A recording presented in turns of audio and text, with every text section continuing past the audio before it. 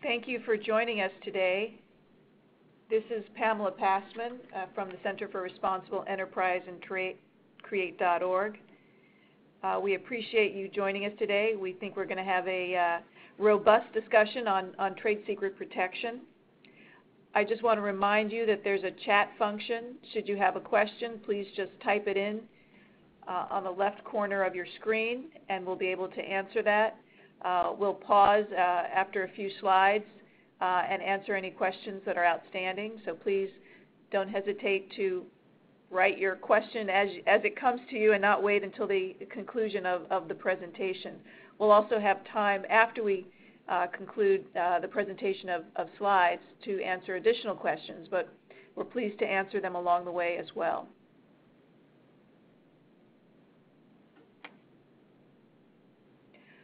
I'm joined today by my colleague, Alan Dixon, and today's discussion will focus on a white paper that Create released last week.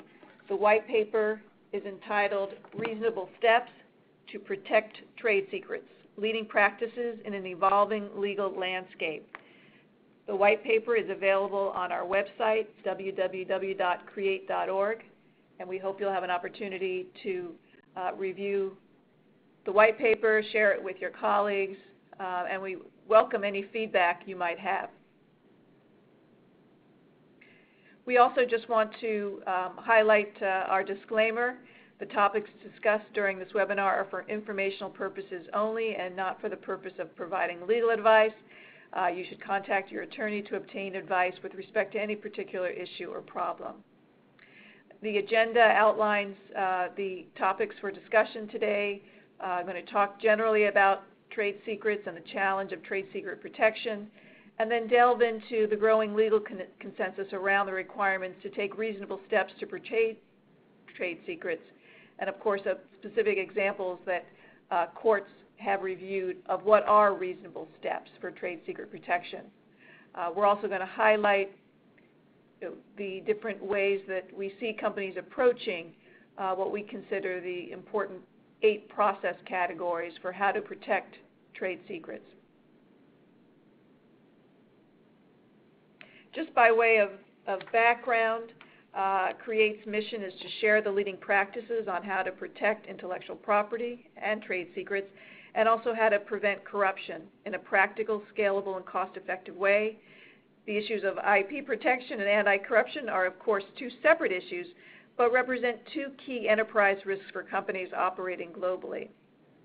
Create has worked with companies around the world to build the internal management systems to protect their intellectual property. And as we've done this over the course of the last few years, the issue of trade secret theft and trade secret protection continued to come up. In May 2012, we released our first white paper on trade secret theft, how this issue was playing out in different ways around the world, and then we also provided in that white paper some practical ways that companies could better protect their trade secrets. That actually led to the development of Create Leading Practices for IP Protection, which is a service that we offer and is based on the best practices of companies around the world to prevent counterfeiting, piracy, and trade secret theft, and is now being used by companies and their suppliers and third parties. Through this additional work, we really found that there was little economic analysis on trade secrets being done by companies specifically, but more broadly by economists. And we also saw that there was very little advice on how companies could anticipate the threats and make the case internally to invest in better securing their trade secrets. That led to a collaboration with PwC and the release of a joint report in February 2014 on the economic impact of trade secret theft. Both of those papers that I mentioned are also on our website. We've continued to work with companies and recognize the importance of building a better understanding of how to protect trade secrets. That led to the white paper that we issued last week. And we will be releasing in September a 3rd service, Create Leading Practices for Trade Secret Protection. But now just really thinking about more broadly the issue of trade secret and intellectual property theft. Why are we seeing such an increase in activity in this area? What are the factors that are driving this increase in activity in countries around the world, not just in the U.S. and Europe, but we see significant litigation happening in China, in other parts of Asia on this issue as well. And certainly we're living in a very globalized marketplace where suppliers, customers, competitors are in many different countries with different legal regimes and cultural norms. We also are dealing with fragmented supply chains, value chains. The complexity and the distribution of supply, distribution, and value chains is quite significant. We see that there's very limited follow-up by companies to find out the capacity of their business partners beyond the first tier, the closest relationships. We also see that relationships are based on contractual terms with little or no sense of the capacity of third parties to better protect intellectual property or trade secrets and manage what we see as an exploding amount of data that moves between and among companies. Companies are also dealing with employees that are spread around the world. We also see that technical talent and other talent are changing jobs and companies more frequently than they did prior to the economic recession. And employees are using multiple devices to access corporate information. So you see a lot of movement of the workforce, and you see the workforce accessing corporate networks in a variety of different ways from different vantage points. And of course, the digitization of information with the cost of data capacity, data storage decreasing. Companies are keeping more data.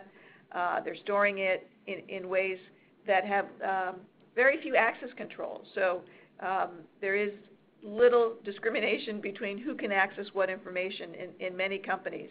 And so the ability to take large amounts of information off the corporate network has become much easier for individuals to do.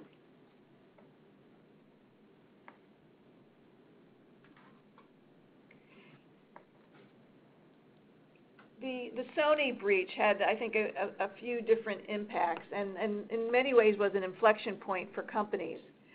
First, what is a trade secret, or what is critical business information? I think for many companies, it really brought home to them the different kinds of information that they have, and that is proprietary, is important to keep secret, and is not necessarily what they had considered to be confidential information that they did not want to expose. In the Sony breach, we learned that important financial data that had not yet been released to the marketplace was released, and in some cases was destroyed. So Sony had to delay the issuance of its financials for a period of time. And of course, unique to Sony was films and scripts that had not yet been released to the public, but other communications with talent and other third parties, basic emails that one had not expected to be released publicly were released. It was also an inflection point, I think, for employees, where many employees who did not perceive themselves as vulnerable to a cyber attack were vulnerable, where their email was disclosed. So I think this was an important inflection point for companies to recognize the different kinds of information that was at risk, and the fact that any employee's information, email, the information that it was attempting to keep secret could be released to the public. So across this environment, there are a number of threat actors acting for different gains. All of these threat actors use vulnerabilities with people, process, and technology to steal trade secrets. The threat actors are sophisticated in assessing your physical and network vulnerabilities. They're engaged in cyber threats, but also more traditional ways, such as luring and threatening employees, or trying to enter or photograph your facilities as a customer or a vendor or a potential joint venture partner. The motivations are diverse. Everything from financial gain to pursuing some national goals to attempting to get competitive advantage. There are also actors that steal trade secrets for political or social gains, and others that just are attempting to disrupt your business. There are a variety of different methods that are used: blunt force hacking, social engineering, Trojan horses, spear phishing, malware, co-opted credentials, as well as just physical and non-technical methods. And the potential impact is quite significant: financial loss, brand damage, competitive disadvantage, non-compliance with applicable regulations, loss of market share, and of course, impairing your ability to operate. What we do see is that first and foremost, the biggest risk is from insiders. And while there's a lot of risk associated with human error, with lost laptops, with individuals having their credentials co-opted, there also is a good deal of malicious activity. And we see this most where there's a lack of business process being deployed in a consistent way in a company. We see that many companies rely on contracts with their employees, with their key third parties, yet there is no follow-up to ensure that those contracts, those key provisions in those contracts are actually being implemented. We also see that companies deploy access controls, but the policies are not implemented consistently, and there's also limited follow-up when employees change roles inside of a company. Their access to certain information is not changed. And I think companies are challenged with keeping up with the investment they need in technology. But as you'll hear today, technology is just one piece of this. It really is building the internal business process to address a variety of ways that your employees and your third parties interact with your trade secrets and other critical business information. We also, when you think about insiders, it's also important to think about those third parties that have access to your network and access to your trade secrets and confidential information, whether they're vendors, supply chain partners, other kinds of business partners, both current and former business partners. And as we consistently see, the bad guys will typically look for the weakest link, the most efficient, easiest way into your system or into your facilities. And the majority of that time, it is current employees and suppliers that are the easiest way in. Just sharing an article that just reinforced this point that third parties, represent a very significant risk. The Target case and others are examples where third parties who had legitimate access to your network, where their credentials were compromised by other third parties, or what I'll call the bad guys, to enter your network. So again, the access through third parties is in some cases the easiest way in.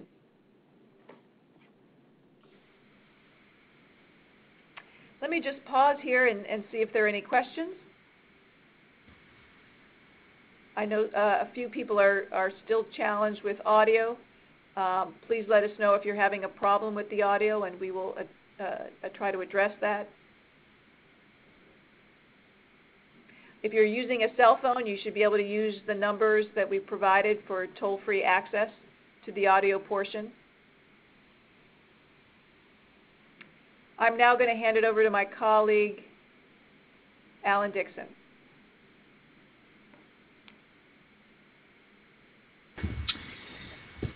Hello there. I am in England, actually. I've worked and lived in Europe for a while, and this is quite a hot topic in Europe for those of you that deal with Europe. And what we wanted to do is talk for the rest of the time, or most of the rest of this call, about reasonable steps that companies and other organizations can take to protect their trade secrets.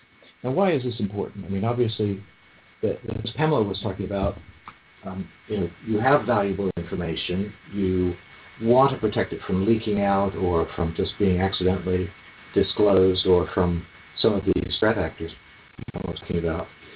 But on top of this, the legal requirements, taking reasonable steps to protect those trade secrets, is part of the very definition of what a trade secret is. And if you find yourself in the unfortunate position of having to go to court and try to redress a problem that you've had, if you haven't taken reasonable steps, the courts will say, well, that's too bad for you, but you didn't treat that as a trade secret anyway. So this is both a very practical as well as a legal problem that we thought would be entitled. Again, we're looking at just a very high-level bit of overview of what's in our paper that's online, the Reasonable Steps paper that Pamela was talking about.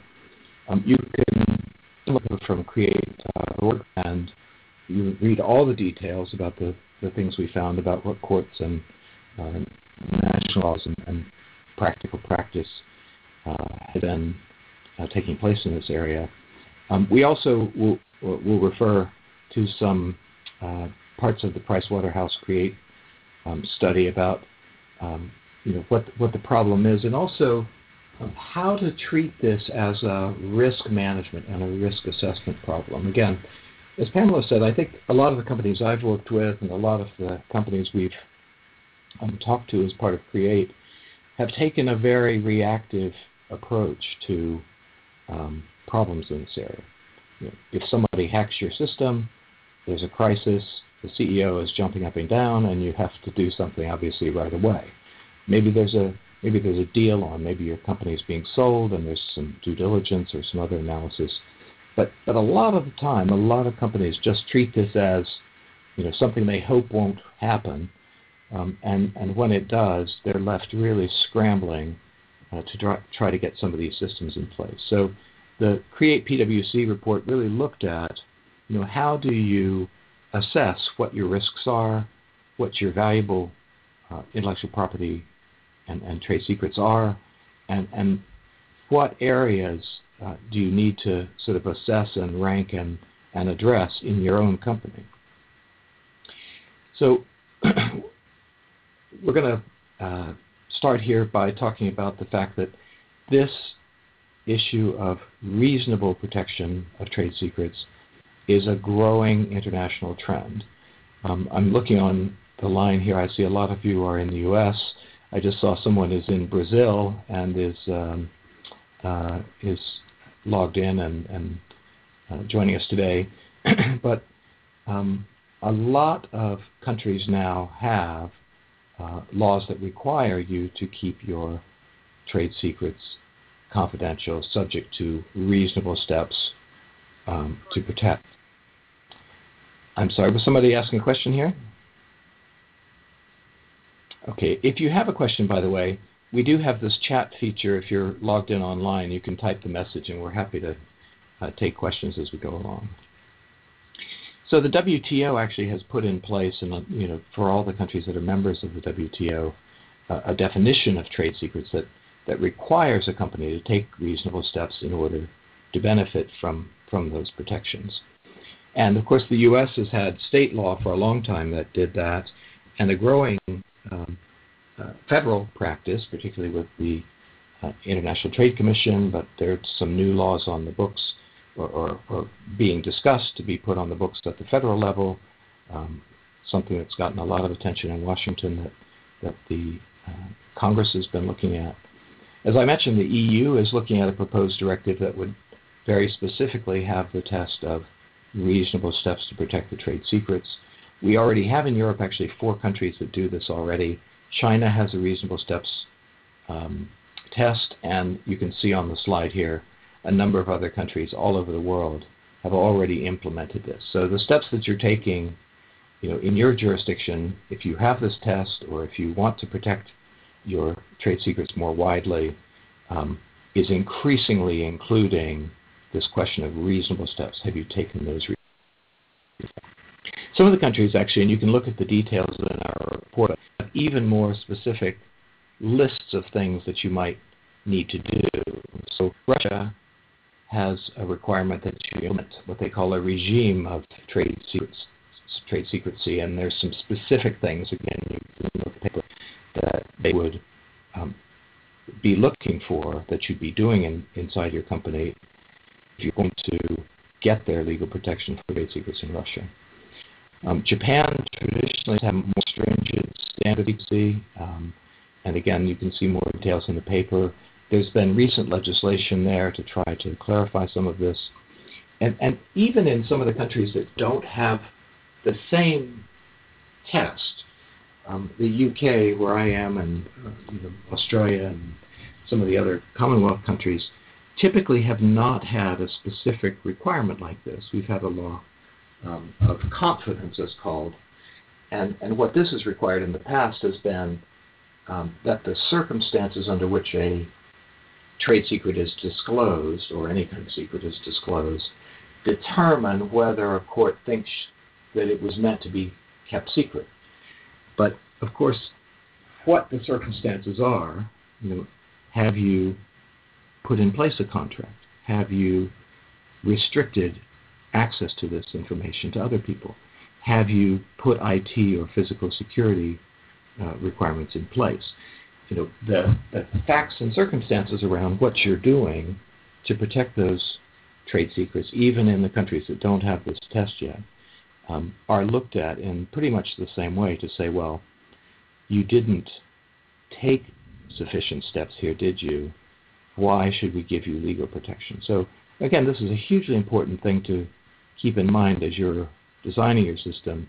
Taking a ad hoc, let's say post facto approach to this can be fatal to the very protection that you want to have for your confidential information.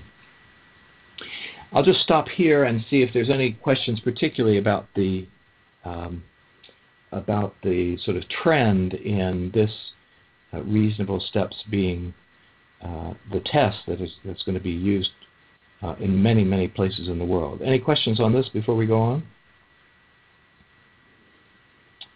Well, I don't hear anything, but I'll keep an eye on the chat channel. And again, more than happy to answer questions if you have any now or as we go along. So in the paper, we've taken some look at cases, obviously in the U.S., but also in other countries where there have been cases to kind of survey, so what is a reasonable step? This is a question that came up actually in the European Parliament. The European Parliament has been discussing this EU directive to protect trade secrets. Their Legal Affairs Committee has approved a draft report on this topic, and the predictions are that this will become legislation potentially in the next 6 months. But as I say, one of the tests in here is whether the holder of the information took reasonable steps to protect it. Now, one of the questions that came up in the Parliament, since we have 4 of 28 countries now only in Europe that have this test, so what is a reasonable step? So we've put together in a particular structure, but cases that might be useful for you as you're thinking about putting your own protection in place. Let me just pause here. I notice we have a question about distinguishing between confidential information, which need to be obviously protected, and the so-called crown jewels, which are in a higher protection need. Any parameters which can be applied for the crown jewel identification. Thank you very much for this question. This really gets to the issue of risk assessment. And it's very interesting in talking with companies. You deal with some companies, and we'll talk about TI, Texas Instruments, which has been a classic good example, which had a trade secrets registry, so that they went through a process and they thought, right, here's what we really need to protect. The employees need to know that. Here's the list. We've talked to quite a few companies who said, ooh, we have a lot of confidential information. We don't really know what's valuable. We can't say one's more valuable than the other. And I would say 2 things about that. One is, if you don't know what your most valuable information is, your employees definitely won't know what your most valuable information is. which leads both to the risk that this stuff's going to leak out one way or the other, and leads to the risk that if you go to court, and we'll look at a case on this in a minute, the court will say your employees didn't know what your crown jewels were, what is protected. So doing risk assessment, and this Create PwC paper that I talked about earlier has more detail on this if you're interested, but in taking a very hard look, a very careful look based on your own company's value and where you have your value, in doing risk assessment and saying, right, our and this involves questions of how much would you lose financially if this information got out? What is the risk that this is going to get out? It may be highly unlikely to leak out or be stolen. It may be highly likely to be stolen. So there is a ranking process, and again, I would refer you to the PwC Create paper, where you really need to take a hard look at where the value is, and obviously where you spend your money, where you spend your time in trying to protect these. I hope that helped. We can come back to further question about that if you like. Let's look at these. I've picked out 3 cases from the paper that you might find interesting. The first one, and some of these are just classics, but the Aetna and Flugel case is a very interesting case and has quite a nice checklist in it, actually, of the things you might be well advised to think about if you're trying to improve your protection of your trade secrets. I put a quote in here from the Aetna case, but they have annual reviews. Their employees have annual reviews and agreement to non-disclosure requirements. So not just a upfront, sign when you join, but annually you're reminded of these requirements. And actually at Aetna they had to sign them again. There are written agreements, obviously, of all kinds: non-solicitation, confidentiality, non-disclosure. There were physical and IT security and protections in place. So marketing documents, for example, password protection for IT stored secrets, encryption to limit access. So all these kind of things, the court went through step by step and said, look, on the basis of all of these kinds of things, we think these efforts were reasonable. The next case was the TI case that I was mentioning, and TI had, as I said, a trade secrets registry. Now it's interesting, in the companies we've talked to, and Create has this leading practice service that Pamela was mentioning, we've had the chance to talk to dozens of companies, talk to some of their suppliers, do independent assessments of how they are protecting various aspects of intellectual property, including their confidential information. And we have not seen very many companies who have a clear list or a clear registry, clear inventory of what it is they're trying to protect. And again, this goes back to Mr. Anderson's questions, but this was one of the things mentioned in the Schalk versus State case that TI won on the basis of things like this that they had in place. Obviously, NDAs. HR is a big important part of this, and exit interviews were something that they had as part of their procedures for employees leaving the company. Obviously, plant security, restricted physical access, so segregating your trade secrets, whether it's physical or electronically on your networks, and giving access only to employees with a need to know that information. Again, that's a very useful thing as a practical and a legal matter. Non-authorization of disclosure, so in other words, this wasn't something that was generally allowed to leave the company, and then the fact it hadn't been disclosed very often by TI and its employees, and only under certain conditions, won that case for TI. Now, reasonable efforts, obviously, we in the common law system are used to facts and circumstances, and reasonable for a small company is not necessarily going to be as expensive or as complicated as reasonable for a large company. So this Elm City Cheese Company case, I love this. A small family-run cheese company basically, they didn't have any contracts really. They didn't have any, IT security for their cheese or any of this kind of stuff. But they did very strictly limit access to any of their confidential information. So their formula, their production methods, their customer list and sales and things like that. Only the family members knew that, gave each other that information, and no one else got that information. And the court said that was sufficient under the circumstances, reasonable efforts to protect their trade secrets. And then one more case, and this is the Mbl case. And really this highlights what we were talking about before, and that is the information that they had was actually available to a number of people. It wasn't kept that confidential. And the court, in finding they had not taken reasonable efforts, found, and this to me was the killer, defendant and other employees were not told what, if anything, plaintiff considered confidential. So it's unreasonable. It's an unreasonable effort to just hope your employees know what's secret. You need to be sure that they actually know the stuff's secret, or it can leak out the door. We have a question from Jackie Damore here. Do we have an example of a good trade secret list or registry that illustrates the level of detail and key components of such a list with dummy data, of course? So, again, as I say, we have not come across such a list in the dozens of companies that we've looked at. Now, obviously, this is confidential information. I'm not sure your company would show us your trade secret list.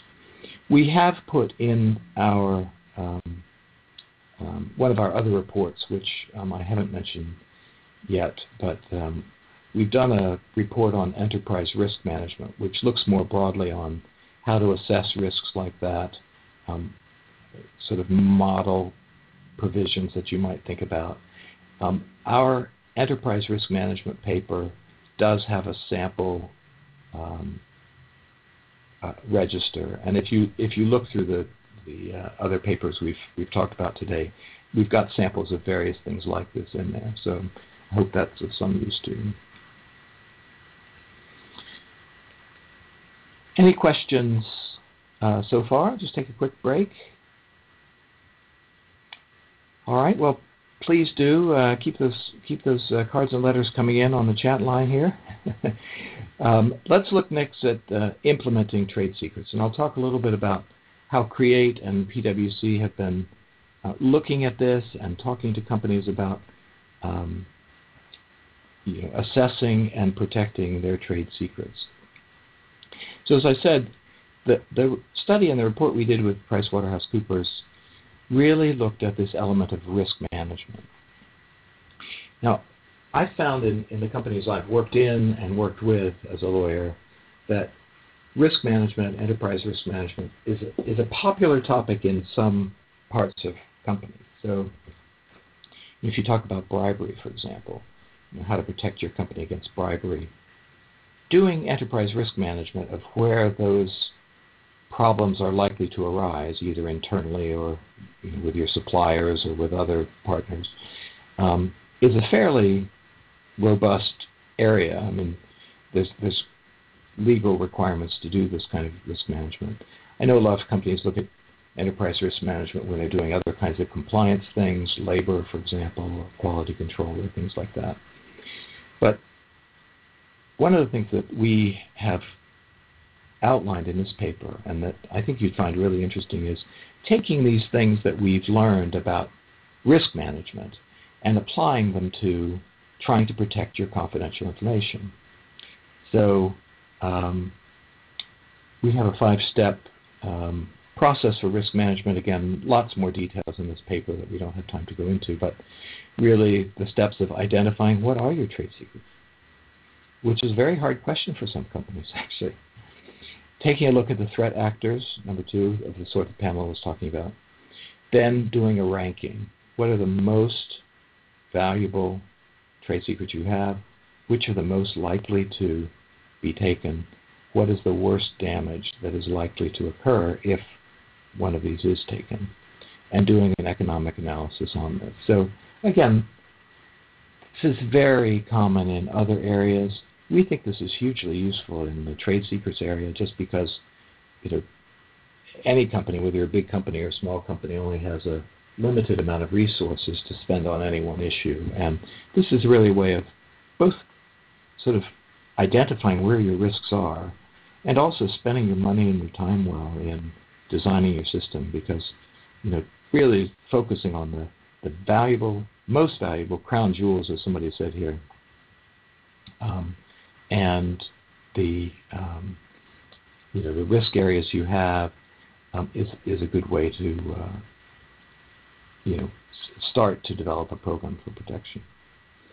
Step 5 is securing the trade secret portfolio, and again in our paper, the trade secrets paper we have, there's a 8-category analysis of the types of protections that are really useful to protect your trade secrets. One of the things that I think, and I've seen in companies that I've worked for and worked with, and I'm sure you've seen in potentially your company, is that we tend to focus our work and our efforts in protecting confidential information in 2 or 3 areas. We tend to do a good job, or spend a lot of time at least, in contracts. So employee contracts, standard NDA. Supplier contracts, standard NDA. If we're doing a business deal with somebody, we have a piece of paper, we know what the confidentiality restrictions are. Hopefully we get those signed. So the contracts is a big area and is an important area. And obviously IT security is a huge issue for many companies and CEOs today. But trade secrets come up in all kinds of areas in a company. So Create has developed these leading practices, and we've got some examples of the types of things in each of these categories that we've put into the paper. But we think that these 8 categories are really cover the different areas in the company, and also with your third parties like your suppliers, where your trade secrets could be at risk. So policies, procedures, and records is the first one, obviously, something a lot of companies do have in place. An IP compliance team. Somebody needs to be in charge of this.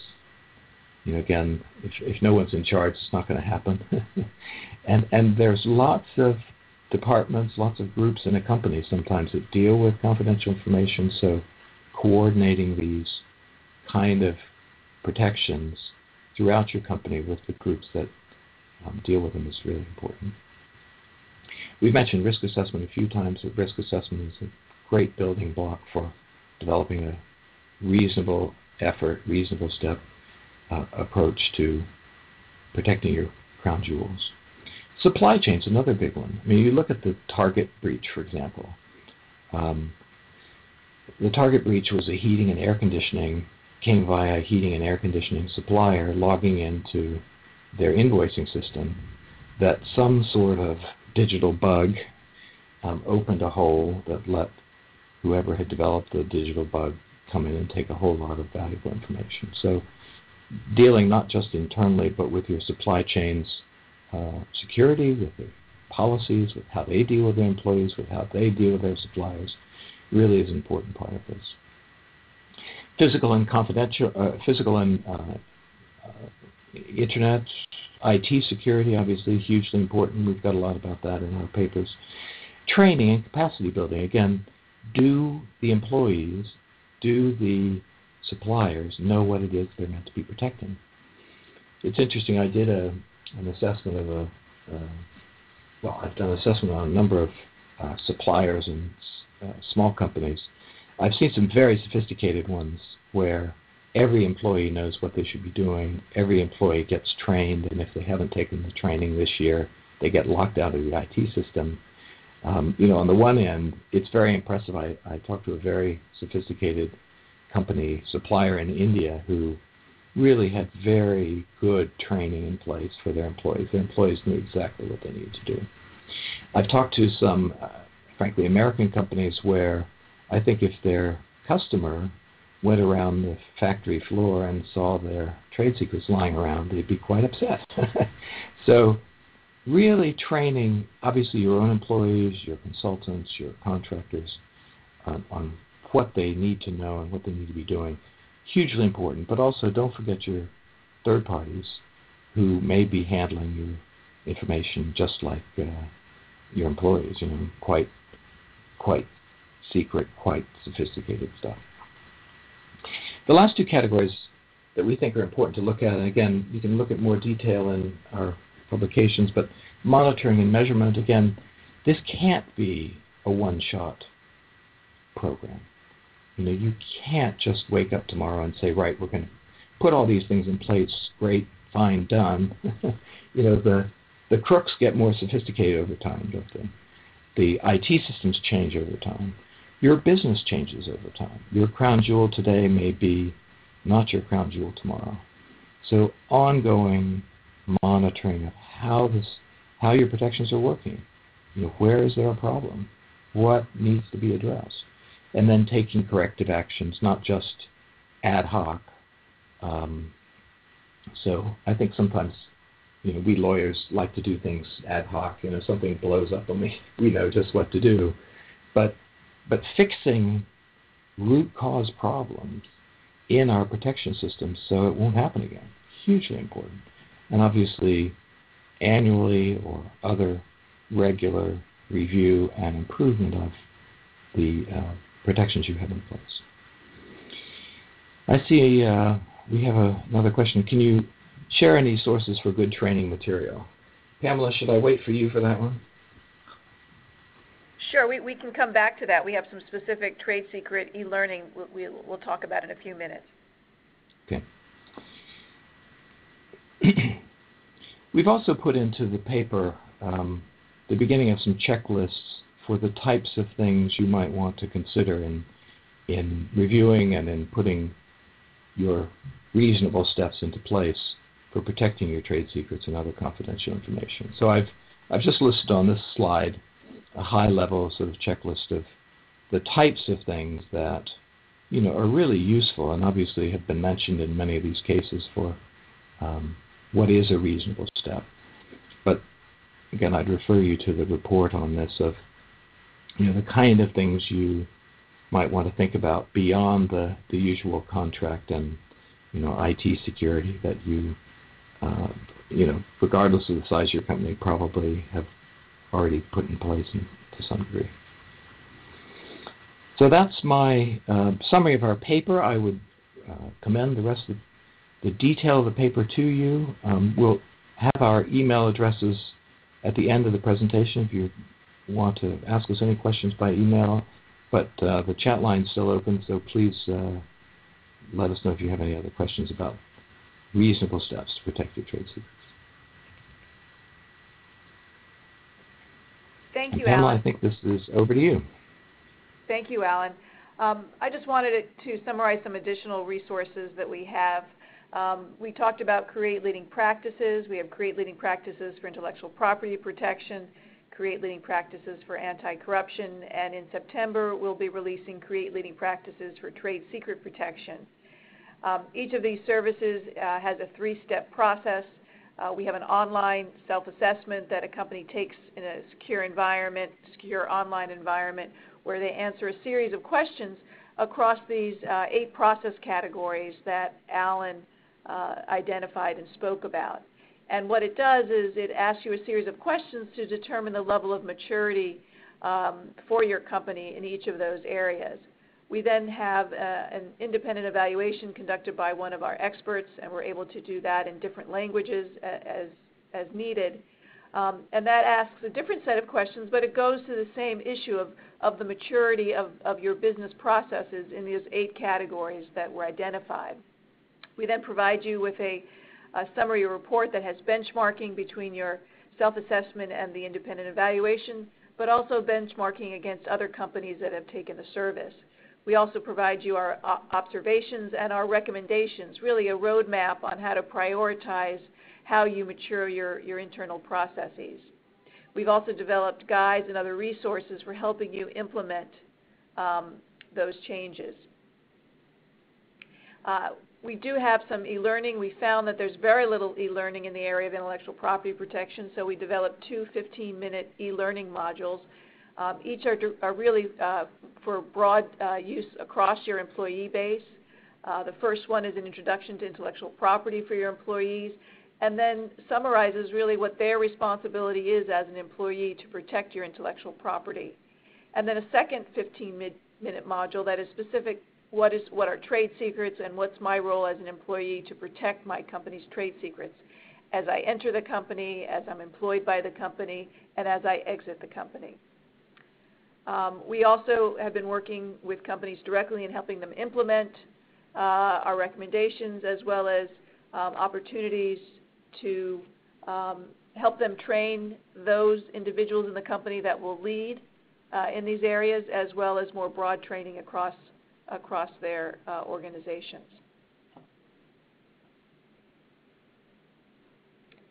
And just to highlight again some of the resources that we discussed over the course of the webinar, a number of white papers specifically focused on trade secrets. The most recent one released last week that was the topic of this webinar on reasonable steps, but also the Create PwC Economic Impact Study and the Framework for Protecting Your Trade Secrets.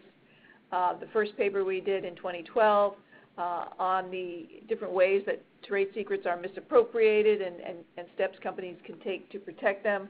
We have some model policies for your company code of conduct or your company IP policies, as well as policies that can be used with your third parties. And of course the enterprise risk management paper that was mentioned.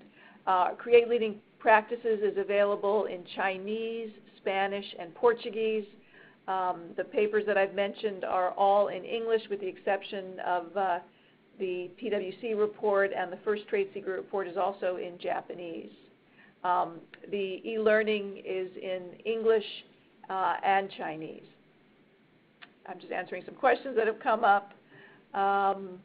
So those are the resources. There are additional questions that have been raised. I want to go back to one that was a question about, well, how detailed does a registry need to be? And here again, we've seen very few examples of companies that hold registries. We've seen references to some in court cases, in our discussions with companies. They are not very detailed, but they are provide the ability to prioritize and categorize and identify for leadership and for those who need to know in the company what those trade secrets are, and then to be able to communicate to employees in general terms the kinds of information that need to be strictly controlled. I wanted to add to that too, and I'm looking for the question here, but the question also was, I had mentioned that our papers had some samples in. We've also been looking at the possibility of publishing some more detailed information about this, which we haven't done yet. But I can just say in very general terms, what Pamela said is right, and that is, the topics or the information that needs to be in there basically needs to be enough to let your people know, or let the relevant people know, what it is they're supposed to be protecting. I think it's also useful to have a registry that does some other information. So I would put in there, again, my view, what is the material, number one. Who owns the material? Is this your own or is it someone else's? Where in the company is this being used? Where among your third parties is this being used? And then a bit of this risk assessment calculation that we've been talking about. What's the likelihood of a problem? Low, medium, high, or some of the ranking. What's the consequence if this occurred? And again, you could do a low, medium, high, or a dollar figure, some economic analysis. And then I wouldn't publish this in a registry, but that also can help you lead to what risk response, what internal steps do you need to take to protect that? So that's a separate issue. But on the basis of a fairly simple set of information like that, I think you could put together a reasonable trade secret registry. Pamela, was there another question about, did I see a question about non-competes? Yes. So there's a question, are there possible impacts of regulation in states like California that do not recognize the enforceability of non-compete agreements and the relationship to IP and trade secret issues? It's definitely a relevant issue, and this gets treated differently in different U.S. states. This gets treated differently in different non-U.S. countries. And obviously, this gets to our disclaimer of, you really need to know, what the law is in the jurisdiction where you're, putting these kind of things in place. A non-compete is a possible element of a trade secrets program, but I would say isn't necessarily a necessary element. So, the necessary element is you need to have a non-disclosure in place. And it needs to be pretty clear, that it's enforceable, that it will apply if your employees quit and go work somebody else. So whether it's a competitor or not, they shouldn't be able to use your crown jewels according to the confidential, the non-disclosures and the agreements and such they have with you. That the issue of a non-compete obviously adds an additional protection on top of that. And that is, you don't want them to go necessarily work for your biggest competitor. The only drawback to that is obviously that, some states just don't allow you to do that, and a lot of countries don't allow you to do that either. Do we have any other questions, Pamela? I don't see any other questions, but certainly the chat room is open. Are there any other questions?